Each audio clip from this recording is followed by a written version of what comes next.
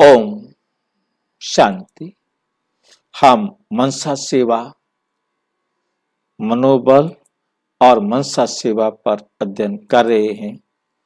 अब हमारा नया विषय है, उसमें एकांत, एकांतवासी और एकाग्रता का अर्थ।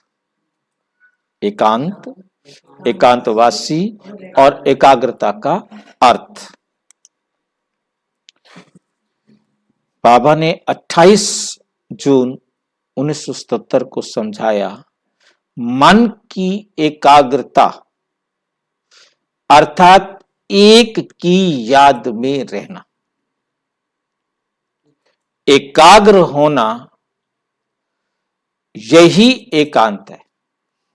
मन की एकाग्रता अर्थात एक की याद में रहना और एकाग्र होना यही एकांत है। मतलब एकाग्र मतलब एक के आगे, हाँ, मतलब एक को ही अपने सामने रखना। मेरे सामने एक शिव बाबा है, बस एक मेरे आगे शिव बाबा है जिसको मैंने फॉलो करना है, जिसके डायरेक्शंस को मैंने सुनना, समझना और चलाना है। और एक की याद में रहना, और उसका दूसरा है एकाग्र होना, यही एकांत है। आप यदि एकाग्र हैं तो आप एकांत में हैं, एक की याद में बैठे हुए हैं, हाँ, एकाग्र हैं। और आपके सामने एक शिव बाबा है और कोई भी नहीं है तो आप एकांत में हो। बेशक लाखों की भीड़ लगी हो, लाखों का मेला लगा हुआ हो, परंतु आपको एक शिव बाबा की डायरेक्शन पर चला रहे हो तो आप एकांत हो। आपके लिए ये सारे हैं ही नहीं। आपकी नजर को कोई सीन, कोई बात, कोई दृश्य खींच नहीं रहा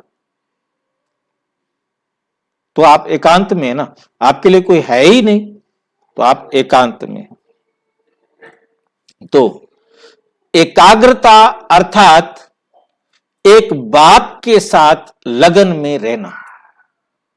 एक बाप के साथ लगन में रहना, ये बाबा ने 27 मार्च 1985 को कहा। वही है एकाग्रता, एकांत। उसी के लिए जो बाबा ने आ रहा है, अभी आएगा। मतलब एक एक बात समझा रहे हैं ना। अब कोई कोई बात बाबा ने कब बताई, कोई बात कब बताई, कोई बात कब बताई। तो एकाग्रता अर्थात एक बाप के साथ लगन में रहना, ये बाबा ने 27 मार्च 1985 को समझाया। नंबर 3, एकाग्रता अर्थात एक ही संकल्प में टिक जाना, एक ही लगन में मगन हो जाना। एक ही संकल्प में टिक जाना, एक ही लगन में मगन हो जाना, सिवाय एक बाप के और कोई भी संकल्प ना हो। एक बाप में सारे संसार की, सर्व प्राप्तियों की अनुभूति हो, एक ही एक हो, एक ही एक हो। तो ये होता है एकांतवासी। एक शब्द है एकांत, दूसरा शब्द है एकांतवासी और तीसरा है एकाग्र। ये 3 शब्दों के बारे में अर्थ समझा। बस एकांत है। अब वहां आप रह रहे हो तो आप एकांतवासी हो गए। आप हाँ, और एकाग्र का मतलब थोड़ा थोड़ा जो डिफरेंस है वो समझाया। मतलब एक शिव बाबा की डायरेक्शन पर हम चल रहे हैं, ये है एकाग्रता। और शिव बाबा के साथ ही मैं हूं, इसी को ही एकांत कहते हैं। और जब हम उसी अनुभूति में रहते हैं, उसी अनुभूति में, सिवाय एक बाप के और कोई भी संकल्प ना हो, एक बाप में ही सारे संसार की सर्व प्राप्तियां, माँ भी वही है, बाप भी वही है, टीचर भी वही है, सारे संबंधों का अनुभव एक परमात्मा से प्रैक्टिकल में कर रहे हैं, तो वहां क्या है? एकांतवासी है ना। ये बाबा ने 12 दिसंबर 1983 को कहा। एक एक लाइन कब कब कैसे कैसे बताए। नंबर 4, एकाग्रता अर्थात सदा निर्व्यर्थ संकल्प, निर्विकल्प, निर्व्यर्थ संकल्प, निर्व्यर्थ संकल्प, मतलब जिसमें जरा भी व्यर्थ ना हो। मतलब समर्थ की जगह बाबा ने शब्द प्रयोग किया है निर्व्यर्थ संकल्प, निर्विकल्प, कोई विकल्प भी नहीं, ऐसे नहीं तो ऐसे कर ले। एकाग्रता का मतलब है सदा समर्थ संकल्प हो और कोई विकल्प ना हो, या व्यर्थ और विकल्प ना हो, तब है एकाग्रता। एकाग्रता को अलग तरीके से कैसे, ये बाबा ने 11 अप्रैल 1985 को कहा।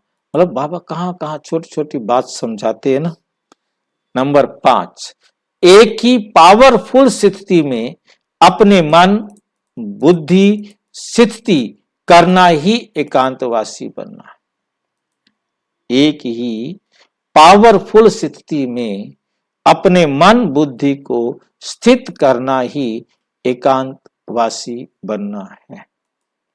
हमारा एक पावरफुल स्थिति, आत्मा एकाग्र है, एकांत में है, एक बाबा के साथ है, और फिर उसमें स्थित करना लंबे समय तक, इसको क्या कहते हैं, एकांतवासी बनना।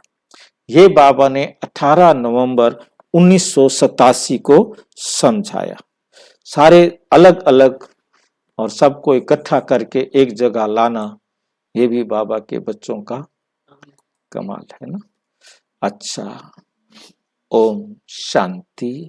और विस्तार से जानने के लिए प्रजापिता ब्रह्मा कुमारी ईश्वरीय विश्वविद्यालय के किसी भी सेवा केंद्र पर संपर्क करें, और यदि कोई प्रश्न है तो 9213106986 पर केवल टेलीग्राम करें, 9650692270 पर केवल व्हाट्सएप करें, फोन नहीं। ओम शांति।